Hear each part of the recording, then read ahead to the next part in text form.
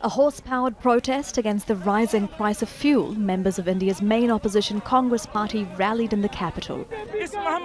Right now, crude oil prices are low globally. The government is indulging in profiteering.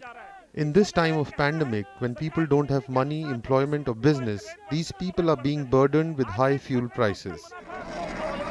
With restrictions on gatherings still in force to stop the spread of the coronavirus, police officers quickly dragged protesters away.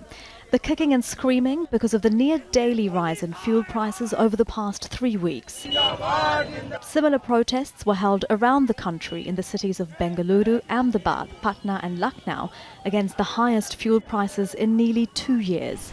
India already had some of the highest fuel taxes in the world, but with this year's increases, drivers are paying around 260% tax on petrol and diesel.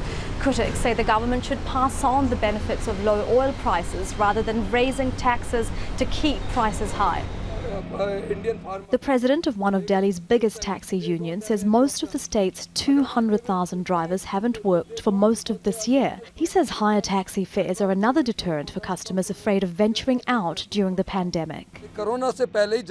Even before the pandemic, in January, work was hard to come by as international tourists had stopped visiting India. Then we were in lockdown for nearly 3 months. Now restrictions are being eased, but since diesel prices have risen so much, people are not taking taxis. Higher transportation costs also means food is more expensive. It has had a major impact. The increase of 15 cents per litre of diesel has led to one truck of produce costing us $1,300 when it was $1,000 before. That 15 cents makes a big difference. Fruits and vegetables are more expensive. There are fewer trucks coming. The government says it needs to raise taxes to generate revenue because of the economic crisis after one of the world's strictest lockdowns.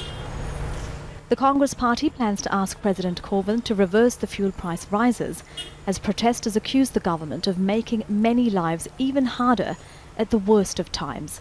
Elizabeth Puranam, Al Jazeera, New Delhi.